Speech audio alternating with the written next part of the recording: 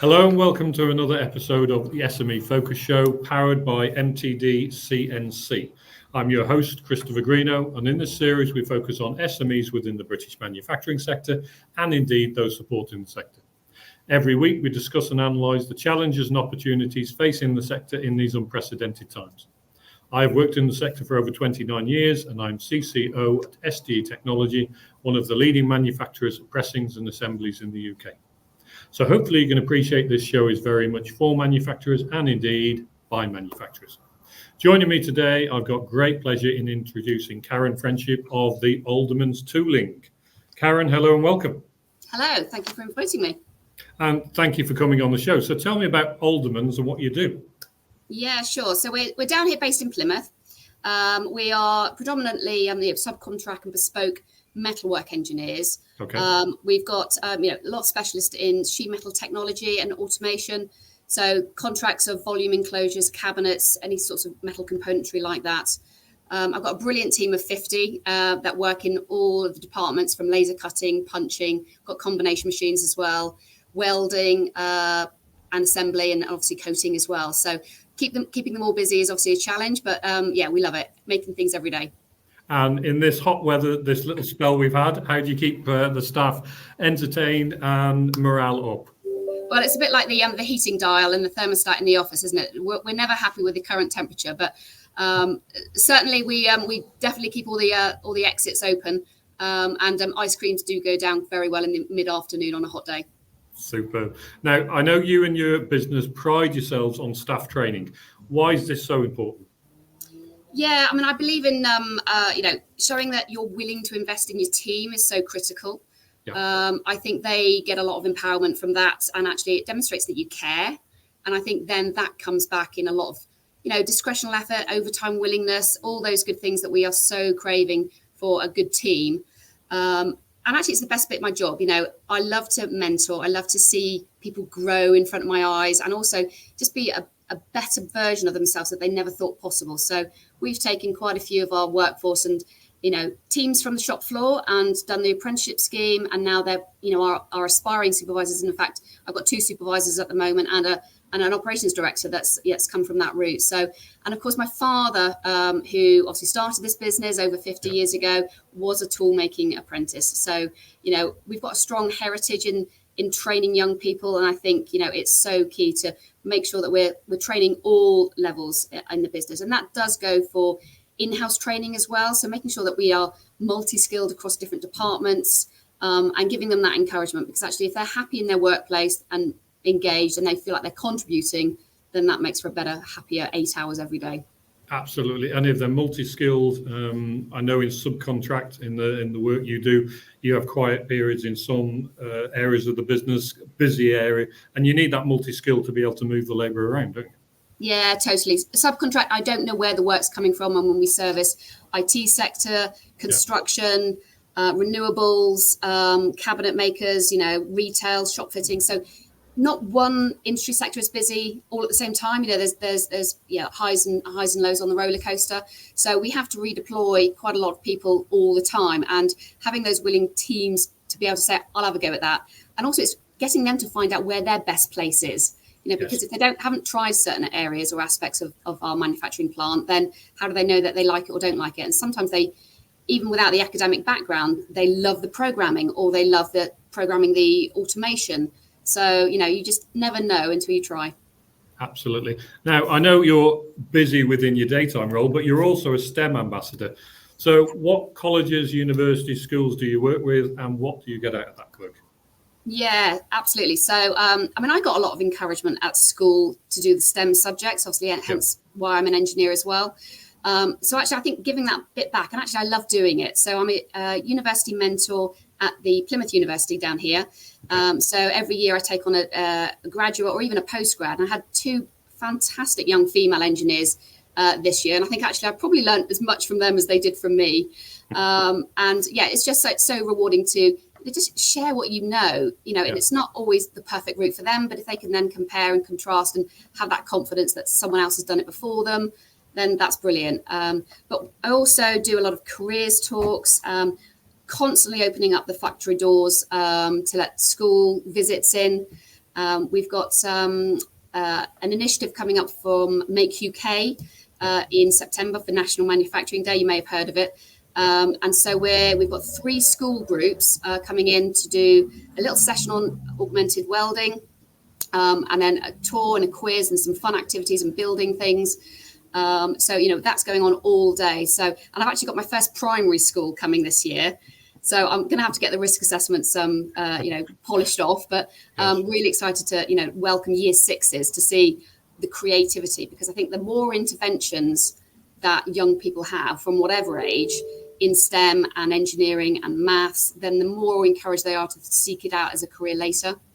Absolutely. And I know the National Manufacturing Day, Make UK, push it. It's fantastic. What can we do to get more youngsters into manufacturing? Because there's still a massive skills gap. What they're teaching at school doesn't seem to enthuse the youngsters, and what they're teaching at school isn't always what industry is now doing. Yeah, I mean, I think schools and businesses alike really are under so much pressure with their time, resource, money. So I completely understand it from their perspective, and also for some businesses that just can't afford to spare the time. But I almost feel it is part of our strategic duty to be able to pass on something and give people work experience placements. So we've just had, this is July month. This is the hot month for all students 15-year-olds wanting to come in and do work experience weeks. We've had 3 students in. But let's try and spread that out through the year so that, it's not all or nothing, because actually not all students are lucky enough to get placements. So that's one thing that I would try and change.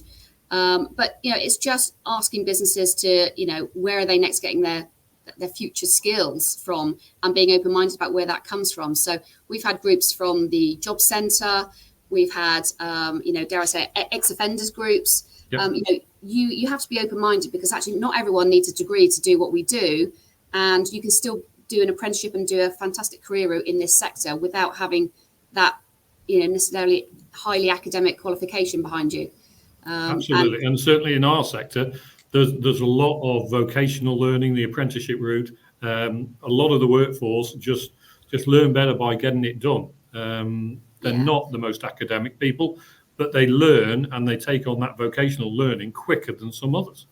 We're also very lucky down here in Plymouth, because we've got a Plymouth Manufacturing Group, the PMG. So this is also a network of over about 60 manufacturing organisations, right from small 10 employees right up to thousands. And Plymouth has a really massive cluster of manufacturing and engineering employment. We've got about 14% of our working population working in our sector, which is phenomenal, and actually contributes about 17% to our GVA of Plymouth. So actually we've got a really good cluster of fantastic businesses, really innovative businesses making all sorts of wonderful things. So we club together quite a lot, and we do an early careers fair, we do apprenticeship awards, we sponsor lots of things, and we do a lot of outreach and connections with our local schools. So actually I'm twinned with a local school down the road called Egg Buckland. They're coming in September to do our workshop. And so actually making those personal connections with the schools as well, to make sure that you get the best relationship built. It's so important to build on those relationships. And is it about finding the right school, the right teachers, or is it just business has to put lots of effort in? I think it's both equal parties need to contribute a bit of their time and effort, and I think it's not all or one. So we do an awful lot, and there's some schools that you can see clearly that have some inspiring careers teachers or head of engineering, and so yes, of course, those students tend to get that are associated with maths and English and want to have a more of an engineering theme to go to those schools because of that prestige in that school that's got a better output for those subjects. But we did a program many years ago with PMG, and we actually did invite the work experience teachers in for work placements. Because when was the last time that they got into industry? And they're the sales tool for us to encourage them into our sector. So why would we not show them what we do? Because probably unless you've got a mother, father, uncle that has done engineering, you wouldn't necessarily think about it as a natural career. And so, you need that other mentor, other teacher to guide you to say it is a viable career. And of course, when you open the doors, it's not like manufacturing that we knew it 50 years ago. There's so much automation, and in every manufacturing business, there's programmers, there's such exciting careers, as well as the normal business roles that you need, like marketing and all sorts. So, it's still a fantastic sector to get into, as you know. Absolutely. And educating the educators, that's a great thing to take away from this. Now, we're over halfway through the year. We've got a new government. Let's see how things shape out for business and manufacturing. You've had a busy start to the year. What does the rest of the year hold for you and the team? Yeah, so it's obviously making sure there's balance of the work flow in each department is as settled as we can do. We're always looking out for new contracts. So, looking for those, a lot of the higher volume sheet metal automated cabinets and enclosures. But on the backside, we're looking at our digital strategy at the moment. So making sure that all our processes, right from our office flows and our automation lights out equipment is the best it can be, and always researching what new machinery is on the market. So making sure we're attending the exhibitions and the shows to see what is the next new thing. We're also heavily working on our carbon net zero journey. So we've managed so far in our scopes 1 and 2 to reduce that by about 70% so far. So that's brilliant news. Working on our scope 3 emissions and reducing those, spending copious amounts. Obviously on my roof up top, we've got pretty much 600 and nearly 700 panels working very hard for us in the summer. It's brilliant at the moment. It's covering all my electricity during the peak period of the day. So all those good things, as well as you're trying to employ 50 people, it's all about doing those extra things that make sure that customers want to work with you. Fantastic. Karen, thank you for your time today. Thank you for your enthusiasm and for being a STEM ambassador and inspiring the next generation. And we'll catch up soon. Thank you. Thank you.